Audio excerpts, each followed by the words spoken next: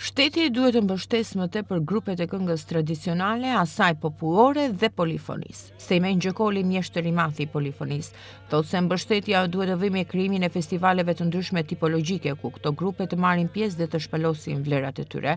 Sipas Gjokolit, kushdo që merr pjesë në këto festivale duhet të vlerësohet ekonomikisht. Ky vlerësim nuk duhet parë vetëm si një mbështetje me vlerë monetare ndaj grupeve, por si një vlerësim që i bëhet mbajtjes gjallë të traditës dhe kulturës kombëtare.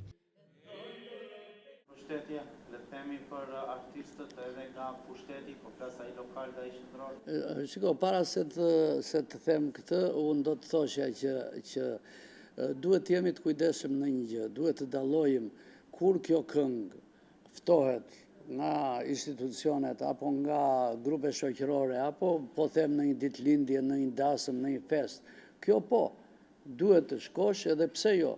Edhe të marrësh mbrapsht atë punë që ti bën e tjera si gjithë vlerat e tjera. Po në rast se ne këtë pastaj e kthejmë një këngë që dikush porosit atje, dikush porosit këtu, dikush për një gjë, dikush për një gjë tjetër, atëherë këtë këngë ne e kalojmë tamam sikur jemi në një treg dhe të arrijmë që ne të orientojmë këngën tradicionale në këtë drejtim, do të thotë që i kemi bërë një dëm të madh, jo thjesht asaj treve që këndohet kjo këngë, po i kemi bërë një dëm të madh kombit, sepse to janë inde të drejt për drejta të trashëgimisë kombëtare. Pra këtë duhet mendoj. Kështu e lidhur me pyetjen tuaj, unë do të thoshja.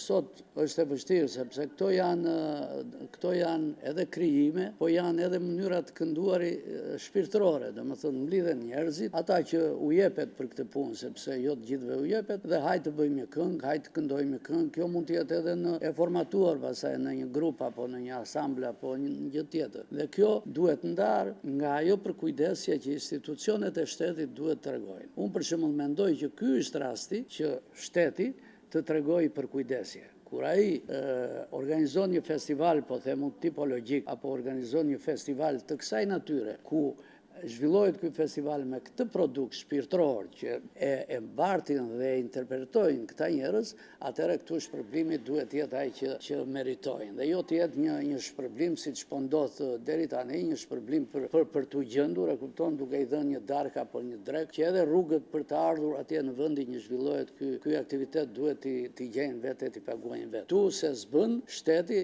duhet të vendosë standarde në pagesë, sepse nuk është halli se ne këtu paguajmë një bartës caktuar apo një grup njerëzish. Ne këtu investojmë për trashëgimin ton shpirtërore. Dhe nëse këtë trashëgimi ne duhet ta mbajmë, duhet ta gëzojmë edhe si amanet të brezave, ne duhet të investojmë. Po investohet pikrisht në këto produkte që i shërbejnë kombit në radhë parë, i shërbejnë ardhmërisë dhe jo raste pas rasti e kupton dhe pretendojmë që pse nuk po vështron njeri për ne, pse nuk shikon njeri për ne. Këto janë raste që duhet shikuar vërtet. Për mua organizimi i festivaleve tipologjike që organizohen nga institucionet e Ministrisë së Kulturës duhet ta rishikojnë dhe duhet me njëherë të bëjmë vlerësimin e duhur edhe në pagesat që u bëjnë këtyre interpretëve.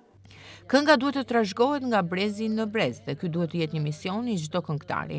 Gjokoli mendon se kënga nuk duhet të kultivohet vetëm si një pasion i gjithë secilit, por duhet të shihet si një mision që ashtu siç na i kanë trashëguar baballarët tan, ta trashëgojnë te brezi i ri, por pa i humbur vlerat që ka. Ashtu si çdo fushë tjetër e jetës, edhe të kënduarit ka ndryshuar tepër. Kjo pasi shumë këngëtarë su zgjedhin të këndojnë kudo, duke mos qenë të kujdesshëm në përzgjedhjen e tematikës, por thjesht të kujdesen për financat e tyre.